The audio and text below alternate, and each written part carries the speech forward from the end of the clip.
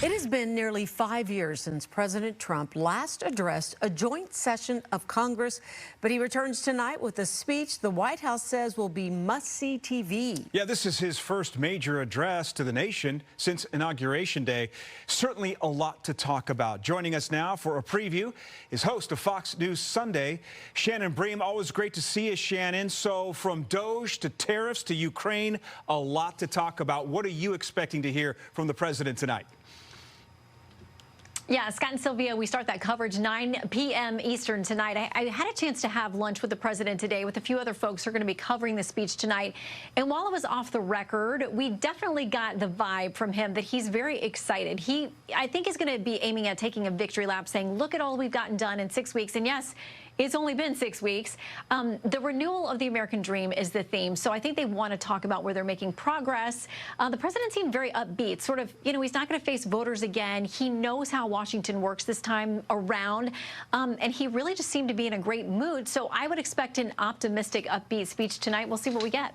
So this is the second time President Trump begins his term with the GOP controlling both chambers in Congress. What is this going to mean for his agenda, the plan he's laying out? Maybe this is why he was in a great mood when you saw him.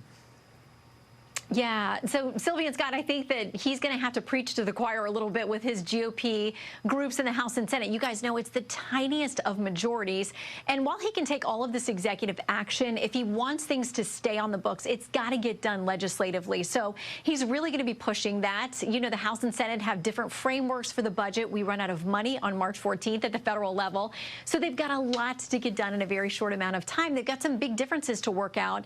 He's been trying to let them do that as independent legislative bodies, but I think this is going to be the moment in which the president has to get involved and say, I want the tax cuts extended. I want the border sealed up. I need all these things done legislatively. Figure out where the cuts are coming from, but you got to get it done. Yeah, I'm glad you brought that up because the optics are going to be bad, not just for Congress, but for the White House. Let's face it, if we get to March 14th and there's no deal, is there elbow room here? What are the main sticking points? Yeah, I think part of it is the big difference between House GOP and Senate GOP is the extension of those 2017 tax cuts, which the IRS, by their data, said benefited nearly every tax bracket. So the president feels like it's good for the economy. It puts money back in people's pockets, and it generates more spending, consumer spending. The Senate GOP wants them extended permanently. The House GOP says we've got about a 10-year horizon for them. But again, there are huge expenditures, so you've got to figure out where those cuts are coming from.